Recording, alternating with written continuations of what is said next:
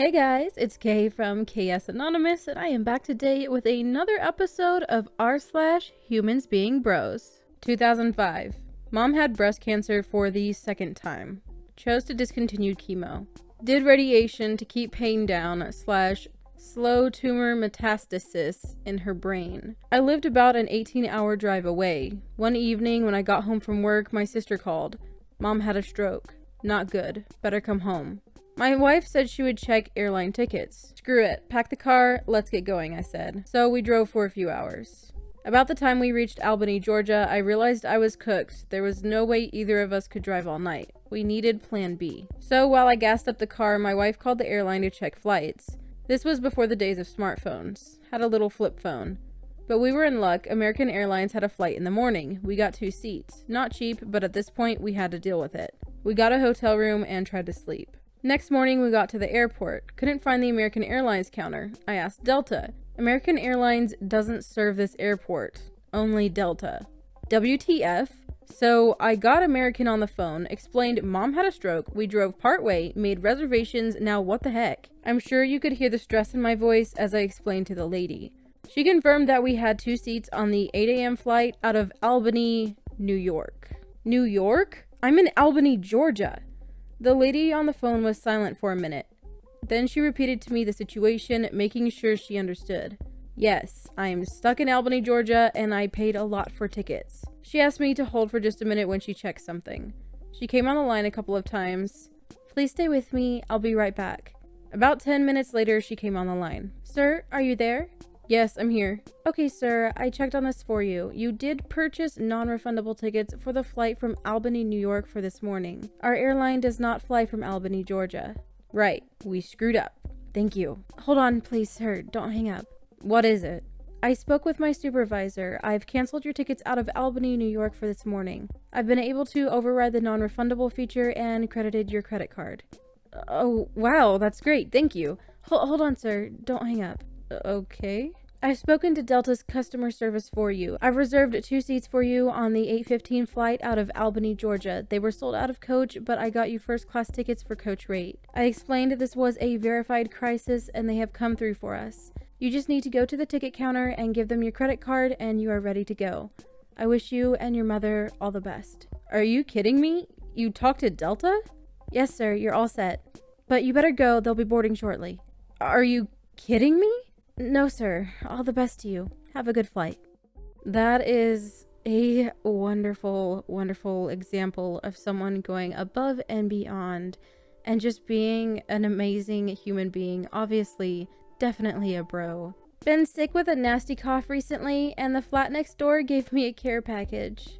Dear Blank, over the past couple of days, we've been hearing you coughing and sounding very unwell, so I thought you might appreciate a care package. 1 serving of pumpkin soup, lemon juice, and Manuka honey for lemon and honey hot drinks. Should hopefully ease the throat. God bless. Flat 2.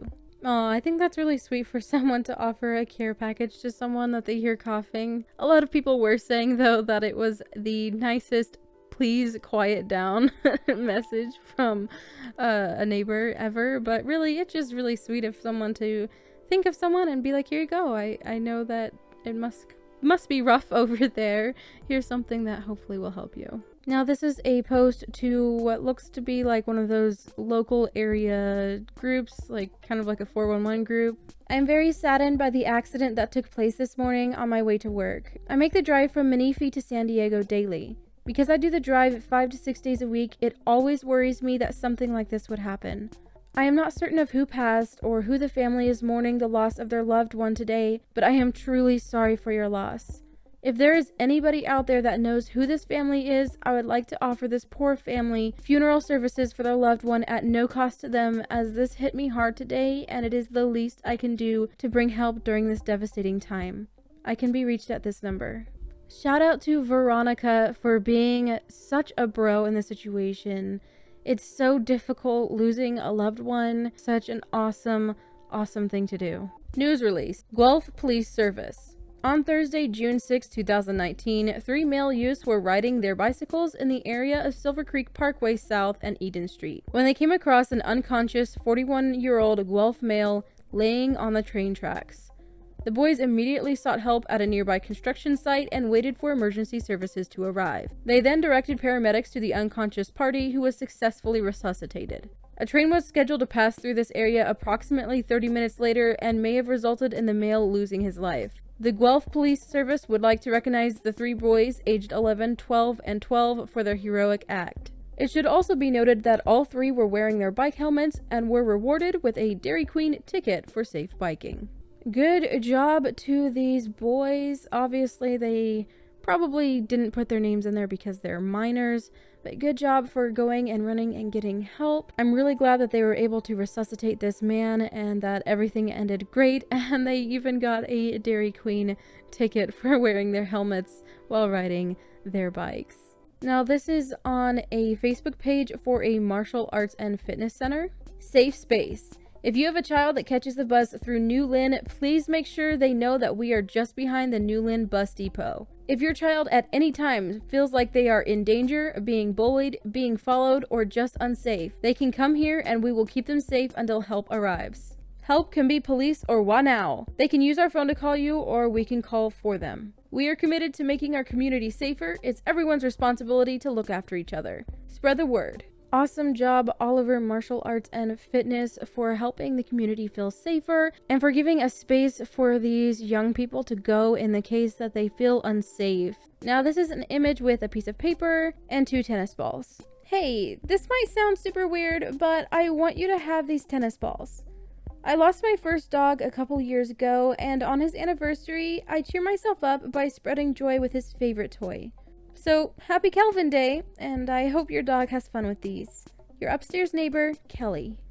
Oh, I've seen people do this sort of thing where, like, in memory of their animal, they have their favorite toys and stuff out for other people to use and stuff. This is such a sweet way for them to spread joy and to remember their dog and hopefully cheer themselves up a little bit too on the anniversary of the dog's death. My mom is the giving tree. My mother is the most giving person I have ever met. She is the person that gives until she has nothing left but love. I love her more than typed words can explain. For a while, my little sister was driving my late grandfather's SUV, a vehicle that was given to my mother by him before he passed. My mom liked that SUV a lot. Well, my little sister recently purchased an awesome brand new 2019 Beauty and no longer needed the SUV. They could have easily gotten $1,500 for it, but I know that to my parents, doing good things is just a habit. There's a real hardworking young man that mom works with who has 3 kids and 1 on the way. His car was having bad problems, his wife was having trouble making it to her doctor's appointments as a result. Life just doesn't stop and wait for you in these situations. They needed help. At the time, my parents were getting ready to put my papa's SUV up for sale now that my sister got a new car. Mom, knowing this young couple needed help, passed the idea to my father, and they both agreed that family needed the SUV most. They invited him over and handed the title over to him, and now his family can get where they need to go and not have to worry. They are doing so well, and my parents are just so happy to help. I could not be more proud of the people who raised me. My real-life superheroes. Thank you so much for sharing that story. It's such a beautiful thing to see people who are just in that habit of giving, and they see the need, and they're like, you know what? Let's just do it. We can do it. Let's do it. And that's a $1,500 need right there, at least. And I bet you that really, really impacted that man and his family's life. Such a beautiful story. On May 18th, 2019, a lone Goyang Club fan traveled 4 hours to support his team. Despite Goyang Club not having won a game yet the entire season, the one fan cheered his heart out, even bringing with him a flag of South Sudan for their international player. Goyang scored in the first half, but an own goal tied the score 1-1. The players seemed to have almost expected it as they had become used to not winning. However, at minute 92, just before the match ended, Goyang was fouled and given a penalty kick that resulted in another goal. Now 2-1, Goyang had finally secured their first win. But rather than celebrating his goal, the scoring player immediately bowed a full 90 degrees, an ultimate sign of respect, to their number 1 fan. Mr. Soccer, as a Goyang fan was nicknamed by Korean News, was taken aback by the gesture and instantly became emotional. See, this is one of those things that you might hear about, like, in a movie or something, like things that you don't think maybe really happen. And this one guy, he just really, really believed in them. Like, I can't imagine being such a dedicated fan to be the only one to travel 4 hours to see them play. They never win anything, and he just believed so much in them. And to see him be so emotional, one, at the fact that they won because he believed in them, but also that kind of gratitude was shown to him from the player himself. That is just, that's such a good story. Somebody, not me, put this in a random library book, and my friend found it just when she needed it to hear it. To the person who found this, thinking of you. I hope you are doing well, but if not, that's okay too. I hope this helps a little. It's going to be okay. Keep doing what you can to take care of yourself and others. You got this. Whoever you are, anonymous bro, good on you. My Rotary Club gives awards for First Responder of the Year, and each agency votes on who gets the award. This year, our local CHP all voted for their custodian instead of Officer of the Year. Does anyone know the backstory to this? I was there. What would you like to know? Is there a story behind why they gave him the award? Went above and beyond? Long service? All of the above. He works 3 jobs, owns a small farm, has worked for the district for years and years, has been the shoulder to cry on, emotional support for countless officers when they have been on particularly disturbing calls, always has an amazing outlook. I had the pleasure of sitting next to him before the ceremony, and he is seriously one of the coolest dudes I have ever met. He didn't even want the award. He didn't think he deserved it. To this Rotary Club custodian, you do deserve it. If the entire CHP voted for you, you deserved it. And we appreciate you even out here on the internet. And thanks for doing that to the CHP as well. You guys are rock as well. My name is Blank, and I am an honor student from Blank High School. For my senior project, I decided to make chemo bags filled with items that I hope will help local cancer patients. The inspiration behind the bags is my very own mom, who suffered from stage 4 colon cancer. She also underwent chemotherapy, and there were certain things that helped her get through it. I hope some of these items help you get through a difficult time too. Awesome job, honor student. I see your face. I don't know your name, but awesome job to make that your senior project to impact people. From what it looks like, I see what looks like maybe a crossword, a knit cap perhaps, some tea, some lemon heads. A lot of people in the comments were saying that lemon heads were definitely really helpful for people going through chemo because it helps with cotton mouth or something like that. But really awesome to do this. You're a bro. Being a bro is a two-way street. So this happened just now, and I couldn't wait to share this story. I have worked at a grocery store for the past 2 years to help pay for stuff in my household and to save in order to move out. 6 months ago, this guy gets hired at my work. He says he just moved here from India. Right from the get-go, he's a good worker. Listens, is very polite to everyone, focused, and just retains information very well. Being at this place for 2 years, I've seen many bad employees, many mediocre employees, and about a dozen fantastic ones. He falls in the third category for sure. About a month ago, I went into our staff bathroom and found him drinking from the faucet. After asking him why he was doing that, he said he can't afford a water bottle because his entire check goes to his family, which is struggling at the moment. Now, our work isn't extreme, but our longer shifts are brutal without food and water. I may have forgotten lunch a few times to know this. And this guy is the hardest worker I've ever seen. He really takes work seriously. The next day I work with him, I ask if he has a water bottle. He says no, so I go into the store and buy him one. I've been in that situation before when I started and didn't get paid for the first 2 weeks. I drank from the faucet and skipped eating as well, so I really felt for the guy. I let him know that I wasn't about to let him go thirsty on the job, and he just about cried and hugged me really tight. He was super happy, and so was I. The next time I work with him, I ask him if he has one, and he says no again, telling me he lost the last one.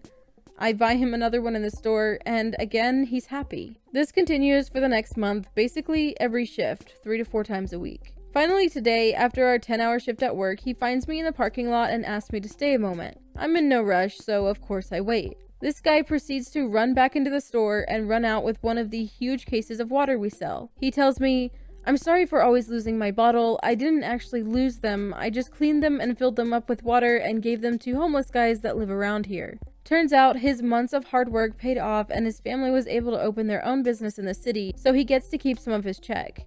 He tells me he bought the case to thank me for the amount of water bottles I bought him and that he will never forget me. This was his last shift before he works with his family full time. Man, I'm almost tearing up at this kid's kind heart.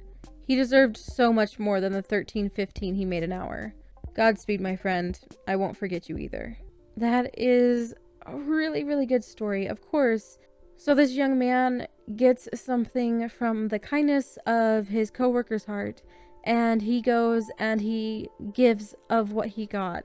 And I think that's the most beautiful thing about people. When you give and you receive, it's just a good thing. And to have received and give of the only water bottle he had that day, not knowing if he would get another one the next time, and then being sure to try and repay his coworker by giving him the case of water.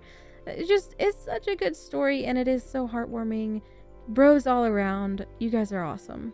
And that wonderful story is actually going to end this video, so I hope that you enjoyed it. If you did, go ahead and drop a like, and let me know your thoughts about all of these in the comments below.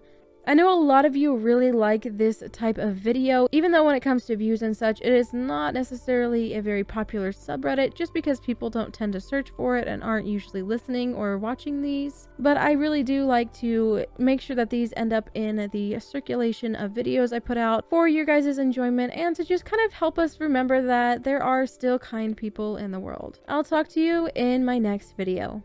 Bye!